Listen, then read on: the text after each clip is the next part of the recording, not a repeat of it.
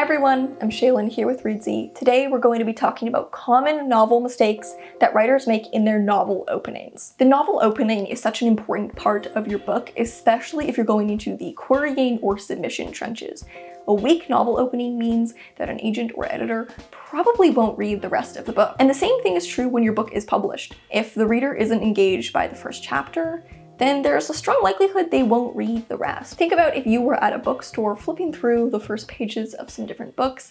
If the opening pages don't intrigue you, you're probably not going to buy the book. But on the other side, you may pick up a book you've never heard of before, just kind of, start glancing at the opening pages. And if it really captures your attention, you may end up buying this book you'd never even heard of before. So your novel opening is really, really important. But there are a lot of common mistakes that a lot of writers make that can make their novel openings a lot weaker. So let's talk about some of the most common mistakes that writers make with their novel openings.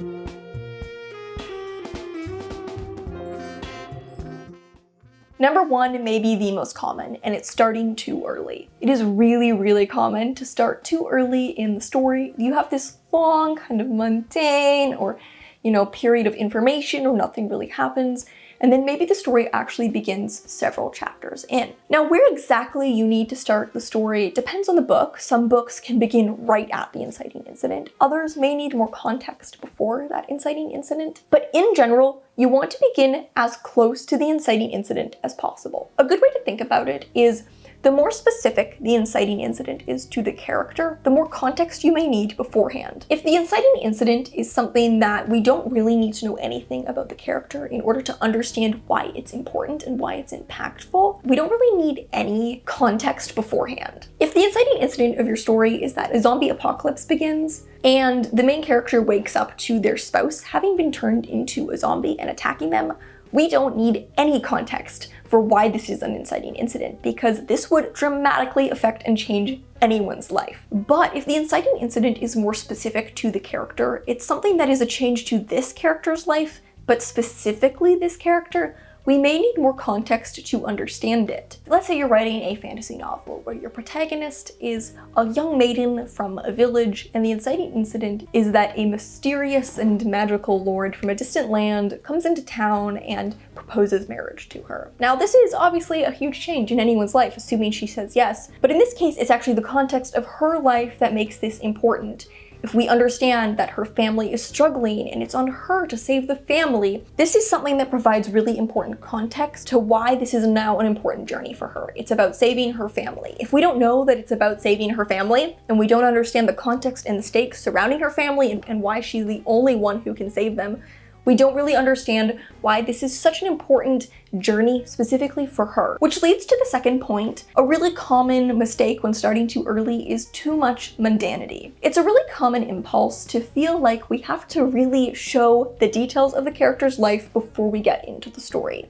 And this may be true if their life is bizarre. If your book is set in a fantasy or a sci-fi world, or set in a realistic world but they just have a really strange life, their mundanity is actually interesting to the reader. If their day-to-day life is very, very different from the reader's, then it may be something we want to show in detail. In the book The Water Cure by Sophie Mackintosh, we get a significant amount of day-to-day life. Before we get into the actual story, I think it may even be, a quarter of the novel is set in this introductory section of these characters' day-to-day lives. But because this is about a family who live completely isolated from the outside world and the strange cult-like rituals that they engage in, their day-to-day mundane life is bizarre and interesting to us as the reader. In a story where the character's day-to-day life is that they wake up, they brush their teeth, they eat breakfast, they catch the bus to work, they go to work, they come home, they make dinner, we don't really need to see much of this because it's not interesting to the reader who is so familiar with these details already. Mundanity can be one of the biggest off-putting factors in a novel opening because we don't know why we're reading this.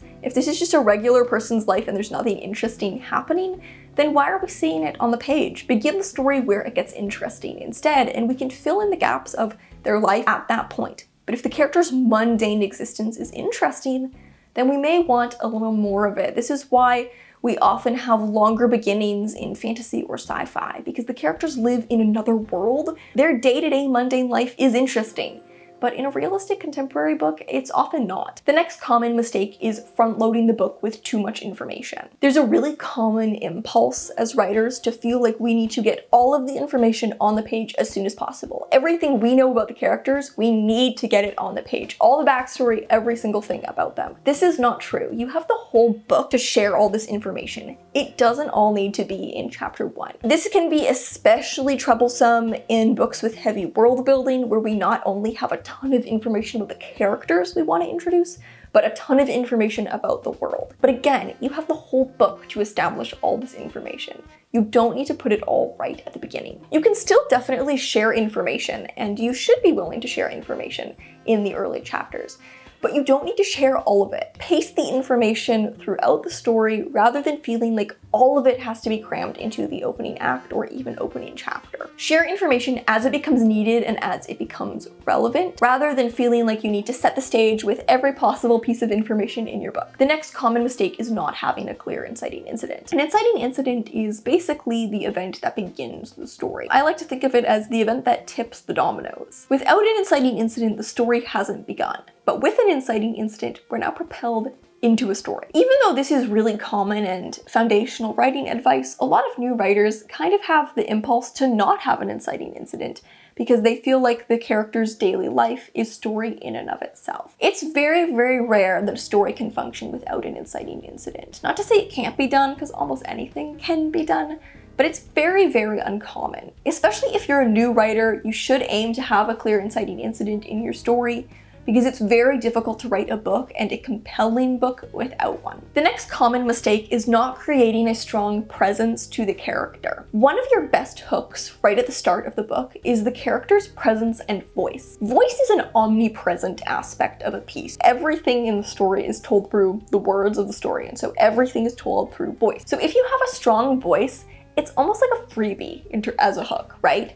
Because it doesn't take up any extra space on the page. It's not an extra scene you need to add. It's not extra exposition you need to add. It's gonna be there no matter what is happening. And so if you can use the voice as a hook itself, that can function as a hook, or it can pair really nicely with a plot hook as well. So it's like a free extra hook that you can always have, which is creating a really strong presence to the voice and character. So don't pass that up. Really think about the line level writing, but most of all, how your character's presence is coming through off the page. If we feel a strong presence to the character through their voice right away, it just creates such a more compelling opening, and it's so much more immersive. Now, one thing you really want to avoid, but that is a common mistake, is beginning with trope or familiarity. For example, describing the weather, the character waking up, the character describing themselves in the mirror. These are just really common ways of beginning a story, and unless you can really subvert them or really flip them around on their head, maybe you're set in a sci-fi world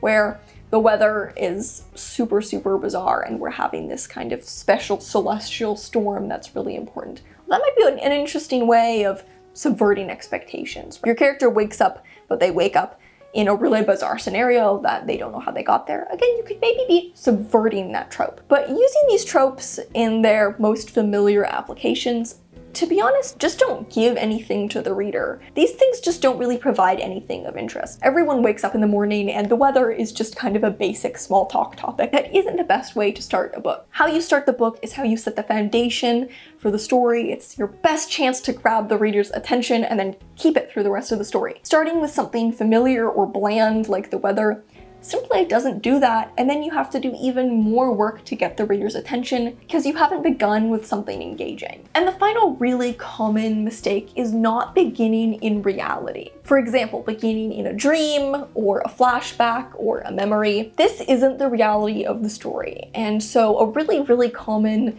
new writer mistake is to begin in a dream or a memory of some kind. And the dream or memory is really weird, it's really bizarre, it's really intense.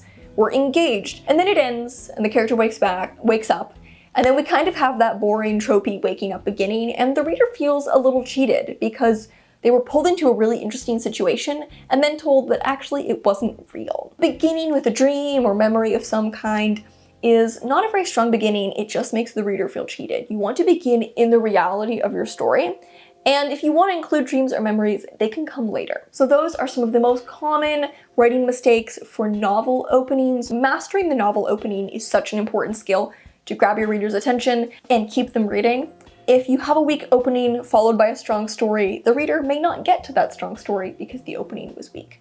But if you have a really strong opening, you can set the stage for the engaging story that's to follow. So thank you so much for watching. Remember to subscribe and turn on notifications so you don't miss any videos from us. We've got new writing, editing, and publishing tips every Tuesday and Friday. Until next time, bye.